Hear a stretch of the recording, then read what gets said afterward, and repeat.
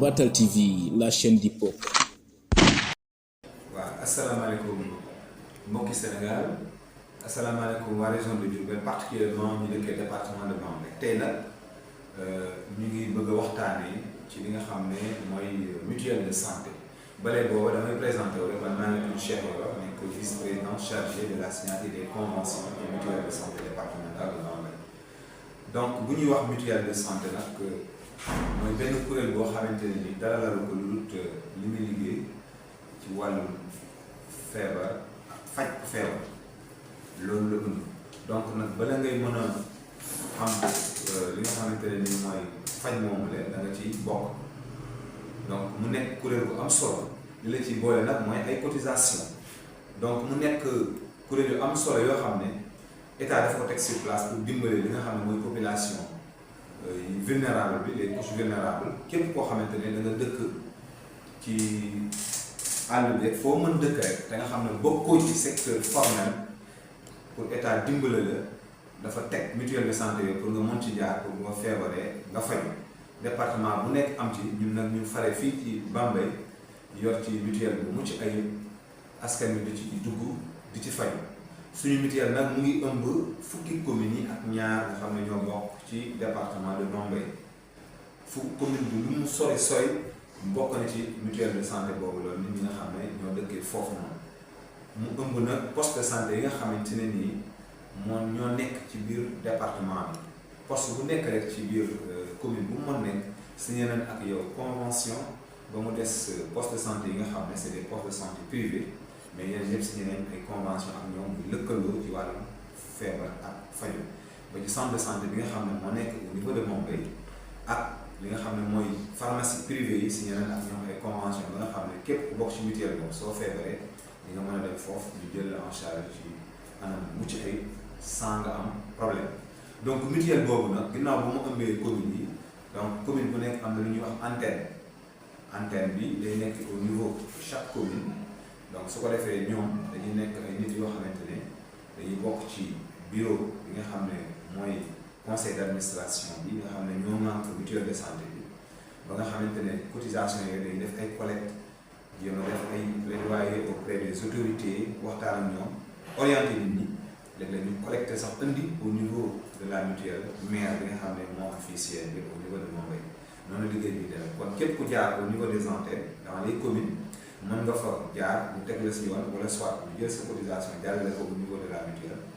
bi nga xam ne moo nekk siège bi à Bambey boo jëlaat nga indi ko fii noonu la liggéey bi di dem. Donc am nañ aussi fii au niveau de la mutuelle au niveau du siège unité technique et de gestion ñu koy wax UTG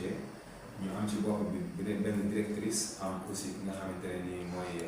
monsieur Fall aussi moo nekk chargé du suivi évaluation ñoo nekk fii di liggéey. Ñu ngi remercier l'ensemble des mutualistes du département de Bambey muy PCA yëpp ak représentant des antennes ñëpp ñu ngi leen di remercier vraiment ci liggéey bi nga xam ne ñu ngi koy abattre fii si Bambey en collaboration avec suñu équipe bu dynamique bi muy les UTG à savoir la directrice madame Dior Gueye ak monsieur le maire Djibril Fall. Vraiment ñu ngi leen di remercier bu baax a baax le travail remarquable que vous êtes en train de faire. Di remercier l'ensemble de nos partenaires techniques et financiers. Moo xam ci département bi wala au niveau régional le chef de service régional de Diourbel donc ak suñu président aussi Diaw Gueye toute l'équipe.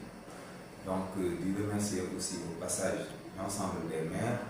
en plus di def benn plaidoyer auprès d'eux pour wax leen ne comme le monsieur le maire wax léegi nii l'exemple de Ngoye c'est un exemple patent parce que le maire a pris une initiative pour enrôler beaucoup d'élèves. Donc kon mais yëpp mën nañu copier foofu ñu ngi daal tàllal leen loxo vraiment avec la rentrée scolaire comme ni ko directrice waxee ñu dugal élèves yëpp ci mutuelle parce que mën nga nekk 1000 francs affiliation 1 an vraiment c'est extraordinaire donc ñu ngi leen di ñaan loolu.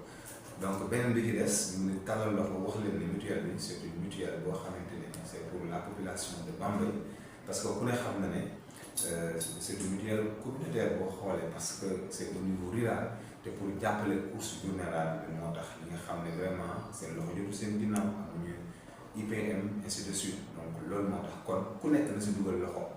ndaxte action de solidarité la pour que nga mën a économiser avant ngay feebar pour boo feebaree li nga xam ne mooy coût ordonnance parce que naan la santé n'a pas de prix mais à un coût loolu moo tax état teg ko fi c'est pour tout le monde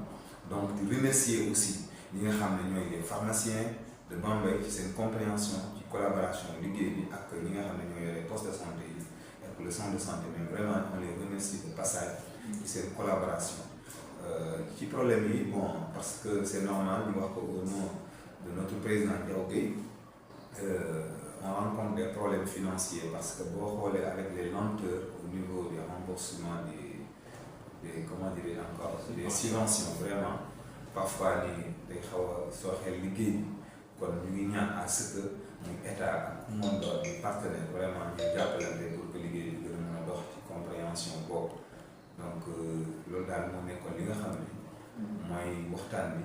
li nga xam ne nag war nañ ci jublu mooy ñu gën a baral daal ci wàllu sensibilisation bi ñu ngi koy def sax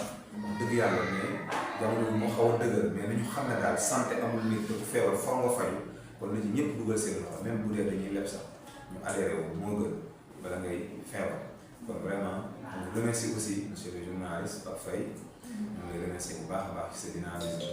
di jaajëfal ñëpp à toute l'équipe surtout particulièrement les UTG bonne journée.